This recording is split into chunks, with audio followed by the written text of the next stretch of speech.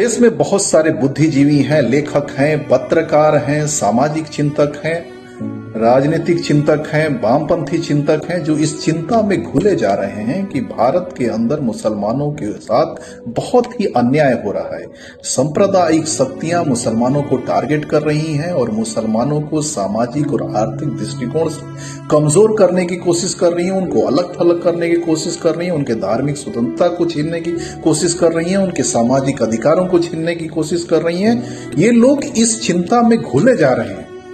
लेकिन क्या मुसलमानों को भी इसकी चिंता है? बिल्कुल नहीं। आज जुमेरात है, कल जुमा है। देखिए आप, मुसलमान व्हाइट कपड़े पहन के, सर पे टोपी लगा के, मस्ती से सुरमा इतर लगा के नमाज पढ़ेंगे और बिरयानी खा के सो जाएंगे। उनको इससे कोई फर्क नहीं पड़ता कि देश में और दुनिया में क्या चल रहा है और क्या नहीं चल रहा है। और इससे भी बहुत ज्यादा हुआ तो फिर शाम को किसी, अगर जो कुछ कमी रह जाएगी, शाम को किसी वलीमे की पार्टी में जाएंगे, वहां पे बियर और कबाब खा के अपना मस्ती से आके रात में सो जाएंगे।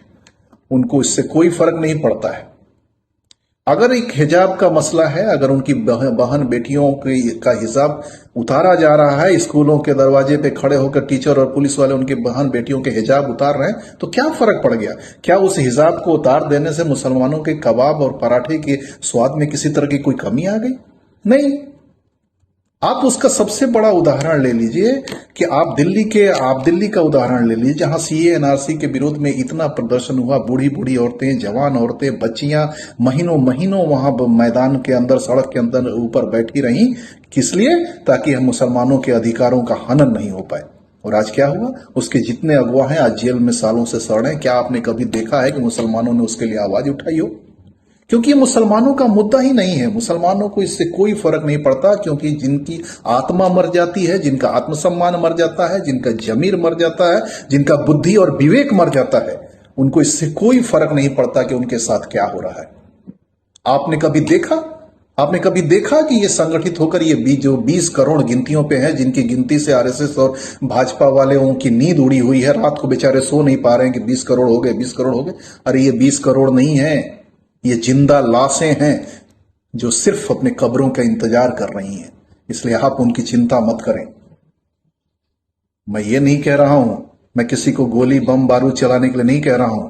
मैं सिर्फ ये कह रहा हूं कि जो भारत के संविधान ने जो आपको अधिकार दिए हैं, कम से कम उनके प्रति तो सजग हो जाओ। उससे आपको किसने रोका है? लेकिन नहीं, इनके लिए दूसरे लोग मरते रहें, दूसरे लोग इनके लिए चिंता करें, दूसरे लोग इनके लिए आंदोलन करें, दूसरे लोग इनके लिए धरना दें, दूसरे लोग इनके लिए प्रदर्शन करें। लेकिन नहीं, ये क्या करेंगे? ये तो भाई मुशायरों में जाके वाह वाह करेंगे, ये जलसों में जाके नारे तकबीर का नारा लगाएंगे, ये उर्सों में और मेलों में जाके भीड़ लगाएंगे। इनको इससे क्या फर्क पड़ता है? क्योंकि ये जानते हैं कि ज्यादा से ज्यादा इनका क्या होगा। ये अपने घरों से उजड़ जाएंगे, अपने मोहल्लों से उजड़ जाएंगे, अपने शहरों से उजड़ जाएंगे और जाके किसी अनाथ आश्रम में या किसी शरणार्थी शिविर में जाके बैठ के जकात और फितरे का और सदके का और दान का और पुण्य का जो की रोटी आएगी उससे खाएंगे, उनका पेट भरेगा। उनकी तो आदत है, क्योंकि ना तो इनका जमीर है, ना गैरत है, ना स्वाभिमान है। इसलिए मैं अपने सारे बुद्धिजीवी भाइयों से, सामाजिक कार्यकर्ताओं से ये निवेदन करता हूं, करबद्ध निवेदन करता हूं कि आप इनकी चिंता छोड़ दीजिए। इनके लिए किसी भी आंदोलन प्रदर्शन आप मत कीजिए, इनको इनके हाल पे छोड़ दीजिए, क्यों यही एकमात्र रास्ता है। अगर ये बर्बादी की तरफ जाना चाहते हैं तो आप इनको नहीं बचा सकते।